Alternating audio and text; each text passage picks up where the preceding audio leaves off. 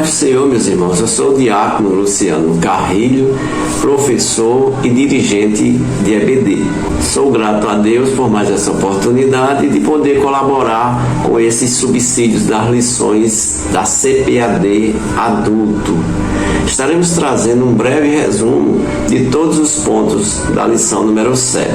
O título da lição é O Ministério da Igreja. Lembrando que estamos estudando o primeiro trimestre de 2024, que tem como tema o corpo de Cristo, origem, natureza e vocação da igreja no mundo. Não se esqueça, meus irmãos, de deixar o seu like, compartilhar e se inscrever em nosso canal. Estamos liberando também, gratuitamente, os slides desta lição que você poderá usar em sua sala de aula. Desejamos uma boa aula. Texto áureo. E ele mesmo deu uns para apóstolos, e outros para profetas, e outros para evangelistas, e outros para pastores e doutores. Efésios 4:11. Verdade prática. Os dons ministeriais foram dados com o objetivo de edificar a igreja e promover a maturidade de seus membros. Leitura bíblica em classe. Efésios 4:11 ao 16:11. E ele mesmo deu uns para apóstolos, e outros para profetas, e outros para evangelistas, e outros para pastores e doutores. 12. Querendo o aperfeiçoamento dos santos para a obra do ministério, para a edificação do corpo de Cristo. 13. Até que todos cheguemos à unidade da fé e ao conhecimento do Filho de Deus, a varão perfeito, à medida da estatura completa de Cristo. 14. Para que não sejamos mais meninos inconstantes, levados em roda por todo o vento de doutrina, pelo engano dos homens que, com astúcia, enganam fraudulosamente. 15. Antes, seguindo a verdade em amor, cresçamos em tudo naquele que é a cabeça, Cristo. 16. Do qual todo o corpo, bem ajustado e ligado pelo auxílio de todas as juntas, segundo a justa operação de cada parte, faz o aumento do corpo para sua edificação em amor. Introdução. Nesta lição, veremos o ministério em suas diferentes funções e ofícios, bem como as qualificações que, biblicamente, são exigidas para o seu exercício. Primeiramente, mostraremos que, de modo bíblico, todo cristão exerce um ministério sacerdotal que o habilita a ministrar diante de Deus. Nesse sentido, não há diferença entre o membro e a liderança. Todos são sacerdotes de Deus. Por outro lado, as Escrituras mostram claramente que Deus escolheu determinadas pessoas para funções e ofícios específicos.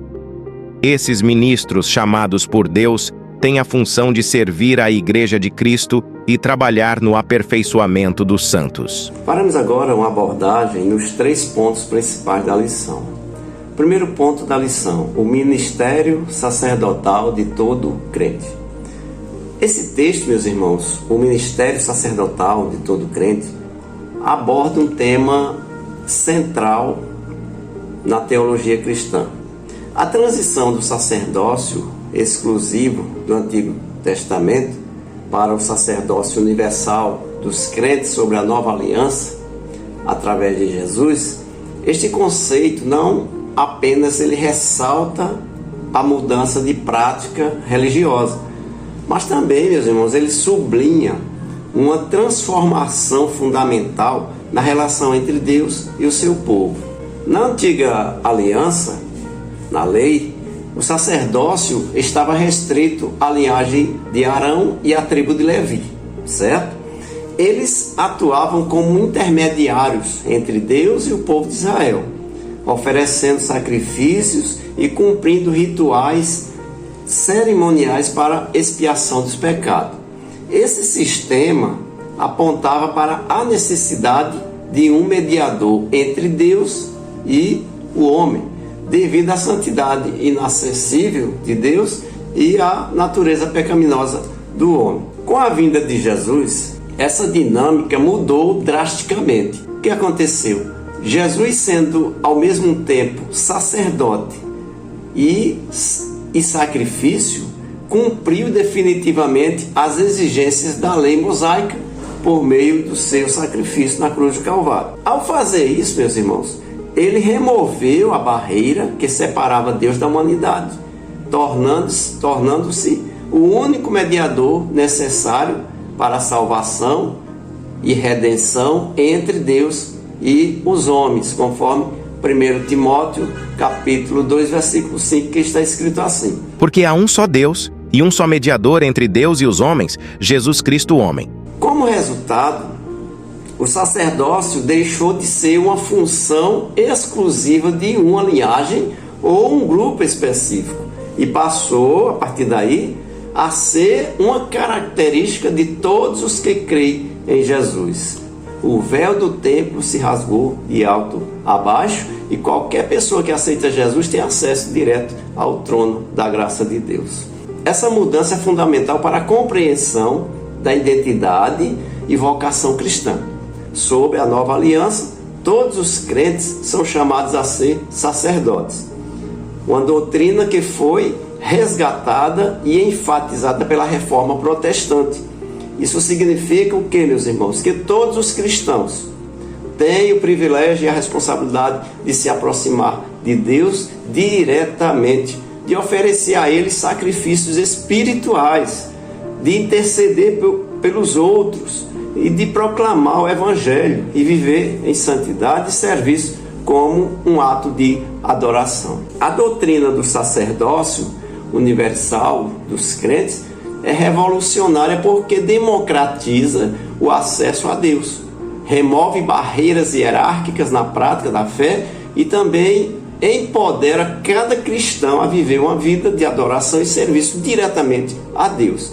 E isso reforça a ideia de que a igreja não é um edifício ou uma instituição liderada por alguns escolhidos, mas sim uma comunidade de crentes equiparada à unida em Cristo. Resumindo todo esse primeiro ponto, o ministério sacerdotal de todo crente é uma verdade poderosa que reforça a obra consumada de Cristo na cruz do Calvário, transforma a identidade e o propósito dos crentes e serve como um lembrete constante da nossa chamada para vivermos em comunhão diretamente com Deus e em serviços a todo o mundo. A compreensão e a aplicação dessa doutrina são essenciais para a vivência da fé cristã de forma plena e também autêntica. Faremos agora uma análise do segundo ponto da lição 7. A estrutura ministerial do Novo Testamento. O texto de Efésios 4, e o verso 11, é fundamental para compreendermos a estrutura ministerial no Novo Testamento e o conceito do ministério quintuplo na igreja cristã. Vamos aqui trazer uma explicação para cada aspecto deste ministério para que a gente possa compreender melhor, bem como a função dos diáconos, presbíteros, para uma melhor compreensão. Ministério quintuplo. Primeiro vamos falar sobre apóstolo. A figura do apóstolo é central no Novo Testamento.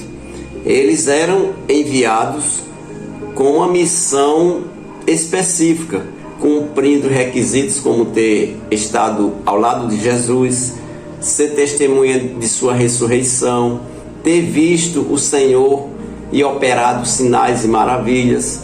Isso destaca o papel único dos apóstolos na função da igreja evangélica. Segundo, profeta.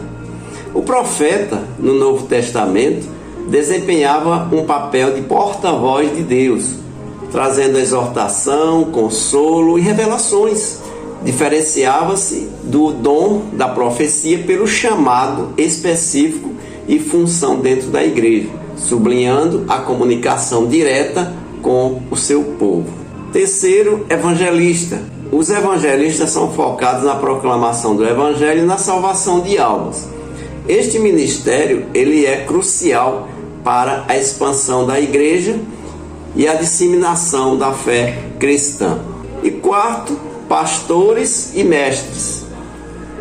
Pastores apacentam o rebanho de Deus, cuidando espiritualmente e emocionalmente dos fiéis, enquanto os mestres eles são responsáveis por instruir na doutrina e na verdade bíblica. A proximidade desses dois ministérios sugere uma complementaridade entre guiar e também ensinar. Depois nós vemos o serviço dos diáconos e presbíteros. Diáconos. A instituição do diaconato, como descrito lá em Atos, capítulo 6, do verso 1 ao 7, está escrito assim: Ora, naqueles dias, crescendo o número dos discípulos, houve uma murmuração dos gregos contra os hebreus, porque as suas viúvas eram desprezadas no ministério cotidiano. E os 12, convocando a multidão dos discípulos, disseram: Não é razoável que nós deixemos a palavra de Deus e sirvamos às mesas. Escolhei, pois, irmãos, dentre vós, 7 homens de boa reputação, cheios do Espírito Santo e de sabedoria, aos quais constituamos sobre este importante negócio. Mas nós perseveraremos na oração e no ministério da palavra. E este parecer contentou a toda a multidão, e elegeram Estevão, homem cheio de fé e do Espírito Santo, e Filipe, e Prócoro, e Nicanor, e Timão, e Parmenas, e Nicolau, prosélito de Antioquia, e os apresentaram ante os apóstolos. E estes, orando, lhes impuseram as mãos. E crescia a palavra de Deus, e em Jerusalém se multiplicava muito o número dos discípulos, e grande parte dos sacerdotes obedecia à fé.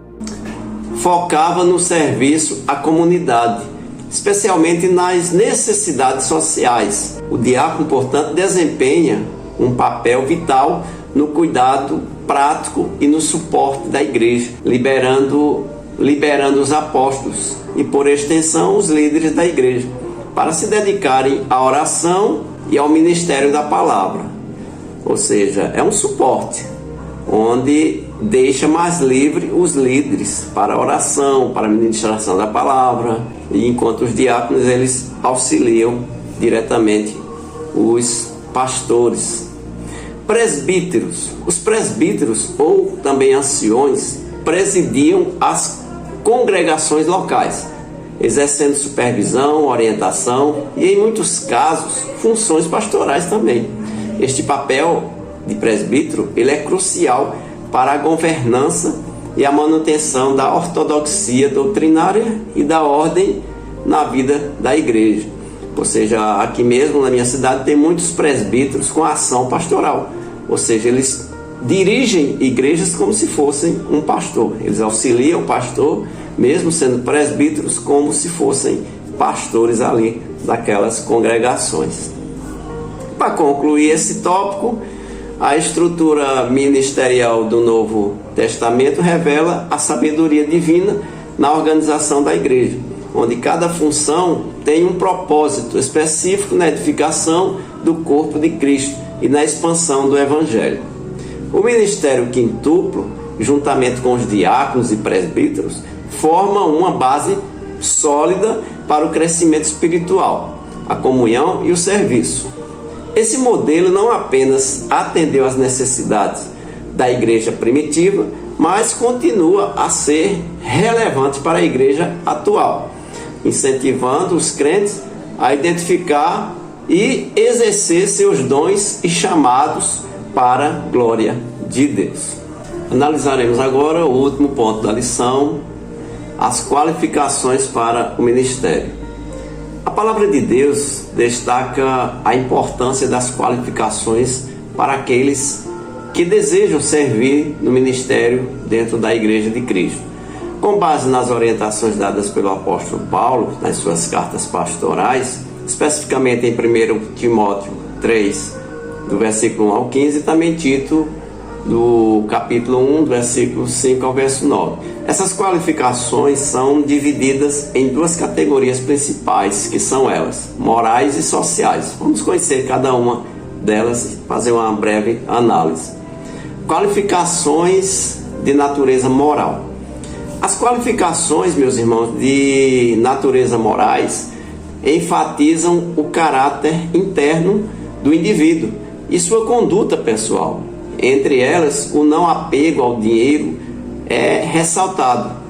indicando que a avareza não deve fazer parte do caráter de um líder eclesiástico. Isso sugere que um ministro deve ser alguém cuja vida não é dominada pela ganância, mas sim pelo desejo de servir a Deus e a comunidade, ou seja, ter o espírito de ganhar almas para Cristo, e não aquele espírito de avareza, de ganância. Isso não pode. A irresponsabilidade é outra qualificação moral vital. Ser irrepreensível não implica em ser perfeito ou sem pecado, mas sim em manter uma conduta de vida que não dê margem a acusações válidas ou escândalos que venham a público. Isso significa, meus queridos irmãos, viver de maneira íntegra, honesta, pagar, comprar e pagar, né? Ou seja, não enganar ninguém. E aí por aí vai, uma série de recomendações. E também de forma que sua vida pessoal e também no seu ministério esteja alinhada aos princípios bíblicos cristãos e não cause tropeço ou desonra para ninguém, usando até mesmo às vezes o nome de Jesus. Então tem que ter muito cuidado. O líder, ele é observado. As pessoas que vivem ao seu redor o observam para ver a conduta daquele líder, né? Porque na verdade ele é um líder, ele está falando em nome de Jesus. Então tem que ter muito cuidado, vigiar, orar, né? Para não cair nas tentações e as ciladas do diabo. Agora vamos falar sobre qualificações de natureza social. No aspecto social, as qualificações abordam como um indivíduo se relaciona com os outros ao seu redor. A soberba, por exemplo, é fortemente desencorajada. Um líder na igreja não deve ser arrogante ou também um líder orgulhoso, mas sim humilde, disposto a ouvir, disposto a considerar as opiniões alheias. A opinião dele não é a base de tudo, né? Nós sabemos que precisamos ouvir as pessoas. A teimosia também e a arrogância são características que podem isolar o líder, impedindo ele de construir relacionamentos saudáveis com a sua comunidade. E também a teimosia e a arrogância são características que podem isolar qualquer líder, impedindo ele de construir relacionamentos saudáveis e eficazes dentro da comunidade. Além disso, meus irmãos, não ser irascível ou violento, isso é crucial, meus irmãos. Um ministro do Evangelho deve ser capaz de controlar suas emoções e responder às situações com paciência e sabedoria. Não perder a cabeça, e não com violência, com raiva, né? Qualquer coisa já explode logo. Isso está em harmonia com o fruto do Espírito Santo, que inclui amor, paz, paciência e outros, conforme Gálatas 5, 22 ao 23. E também o líder, ele é observado na sua família, na sua casa, né? Tem muitas vezes que a gente escuta de crianças, né, que diz que preferia vir morar na igreja. E as pessoas perguntam, mas por que, filho, você quer morar na igreja? É porque na igreja meu pai é um santo. Quando chega em casa, o homem parece outro, não é o mesmo, entendeu? Então o líder, ele tem que começar a dar exemplo dentro da sua própria casa, não é verdade? Para concluir esse ponto, as qualificações para o ministério, conforme delineadas por o apóstolo Paulo, elas estabelecem um padrão elevado para aqueles que aspiram servir na liderança da igreja. Elas ressaltam, meus irmãos, a importância de uma vida pautada pela integridade moral e pela habilidade de se relacionar de maneira positiva e construtiva com as outras pessoas. Como é que um líder quer ganhar alma se ele é ignorante, se ele é orgulhoso e por aí vai? Tais qualificações não são apenas para o benefício individual do ministro, mas também para o bem-estar e a edificação da comunidade ao qual ele comanda, né? Ele é líder, né? Então, portanto, a busca dessas qualificações deve ser uma jornada contínua, todos os dias, né? A Bíblia diz, sede santo como eu sou santo. Então o líder, ele tem que orar muito, ele tem que vigiar muito para que ele não caia nas armadilhas do inimigo, né? porque a missão que ele recebeu de Deus é muito dura. Às vezes a gente olha para um líder e só sabe criticar, mas a gente tem que entender, meus irmãos, que a missão dele é muito difícil. Então a gente, como um crente, como um membro da igreja, nós temos que orar pelos nossos líderes, para que Deus tenha misericórdia da vida de cada um e proteja ele, proteja a sua família, porque as investidas do diabo, elas vão ser muito maior, porque quanto maior o peso da responsabilidade, maior também são as investidas. Amém, meus irmãos? Que Deus em Cristo os abençoe. Amém.